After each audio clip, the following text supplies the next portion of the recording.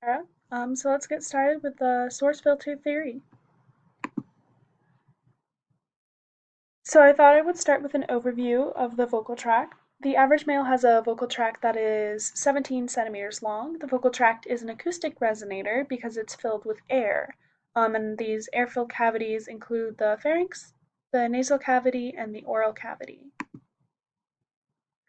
So articulation. Changing the shape of the vocal tract through articulation is done through the movement of the tongue, velum, lips, and jaw, which alters the shape of the vocal tract or changes the properties of the resonator. This means it's a variable resonator. A resonator, or the vocal tract resonators, are secondary vibrators because they are set into motion by an object or sound source, in other words, the vocal folds in the glottis as they open and close within the larynx. So formants. The high variability of the vocal tract makes it a broadly tuned filter, transmitting a wide range of frequencies as it alters shape. Each air-filled cavity has its own resonant frequency, called a formant, making the cavity itself a bandpass filter, attenuating or dampening certain frequencies while transmitting or amplifying others. The air inside the cavities is what vibrates depending on the size and shape of the opening of the cavities.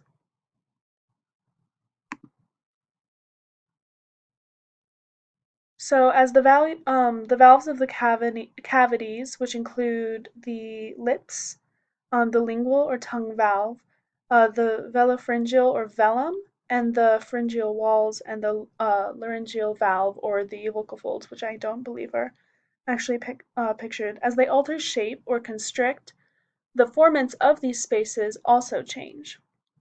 Formants important for speech include F0 or the fundamental frequency, which occurs in the glottis with the vocal folds.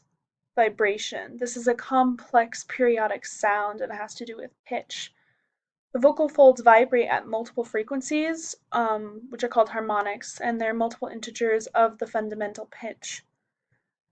The vibration of the vocal folds produces these harmonics, and the harmonics, if they're close to the resonant frequencies of the cavities, are amplified and the rest are damped. This means that the rate of vocal fold vibration is altered by the articulators as the wave continues along the vocal tract. As you can see, the arrows indicate the movement of this wave. And the velum, if it's open, will allow it to continue through the nasal cavity, or if it's closed, it'll just go through the oral cavity. So F1 is the lowest frequency. The tighter the constriction, the lower F1. And it has to do with the lengths of the pharyngeal cavity. F2 is the length of the oral cavity, which is controlled by tongue movement. The longer the oral cavity, the lower the resonant frequency. The higher the constriction, the higher the frequency. And then F3 is going to be lip roundedness.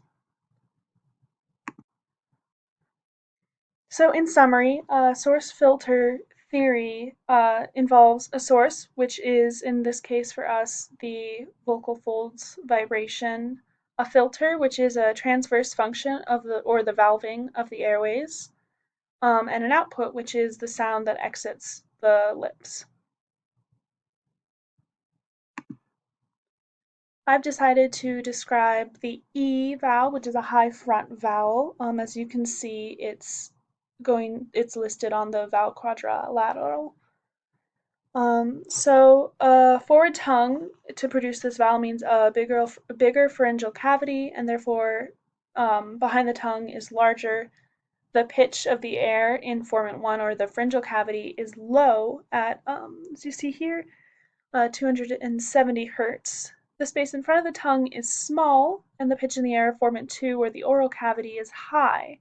This will be indicated right here at 2290 hertz.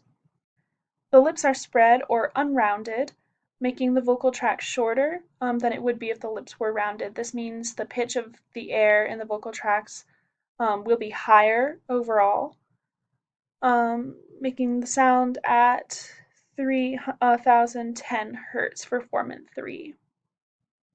And then this is what the output would look like to make that E sound.